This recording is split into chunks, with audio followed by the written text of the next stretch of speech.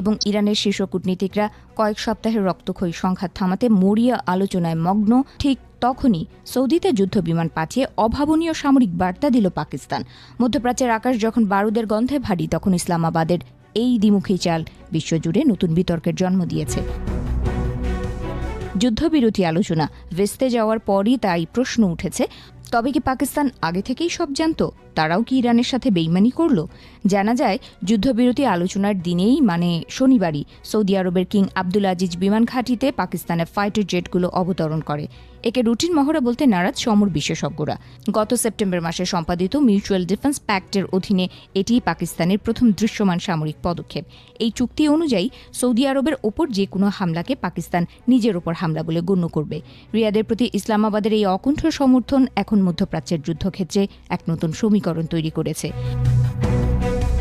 একদিকে সৌদি আরবে যুদ্ধ বিমান অবতরণ করছে, অন্যদিকে ইসলামাবাদের প্রধানমন্ত্রী ভবনে চলছে ইতিহাসের অন্যতম জটিল কূটনৈতিক নাটক। মার্কিন ভাইস প্রেসিডেন্ট জেডি ভ্যান্স এবং ইরানি প্রতিনিধি দলের উপস্থিতিতে পাকিস্তান এখন বিশ্ব শান্তির মধ্যস্থতাকারী। প্রধানমন্ত্রী শাহবাজ শরীফ ও সেনা প্রধান ফিল্ড মার্শাল অসিম মুনিরের ওপর এখন বিশাল চাপ।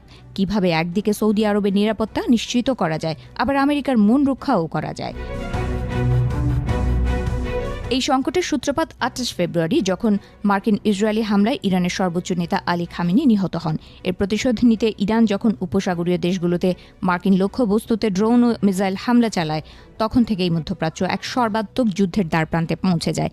এই উত্তাল পরিস্থিতিতে পাকিস্তানের পররাষ্ট্রমন্ত্রী ইশাক দার সরাসরি ইরানকে সতর্ক করেছিলেন যে রিয়াদের ওপর হামলা হলে পাকিস্তান চুপ করে বসে থাকবে না। ইরান বারবার নিশ্চয়তা চেয়েছিল যে সৌদি মাটি ব্যবহার করে তাদের ওপর হামলা চালানো হবে না। পাকিস্তান সেই নিশ্চয়তা দিলেও সৌদি আরবে ইরানি প্রক্সি বাহিনীর হামলা থামেনি। এমনকি মার্কিন দূতাবাস এবং গুরুত্বপূর্ণ ঘাঁটিগুলো লক্ষ্যবস্তু করা হয়েছে।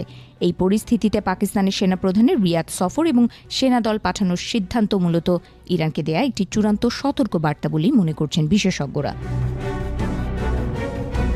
পাকিস্তানের এই সামরিক সক্রিয়তার পেছনে কেবল কৌশলগত নয়, অর্থনৈতিক কারণও বিশাল। সৌদি আরবে প্রায় 25 লাখ পাকিস্তানি কর্মী কাজ করেন, যাদের পাঠানো রেমিটেন্স পাকিস্তানের ভঙ্গুর অর্থনীতিকে সচল রাখে।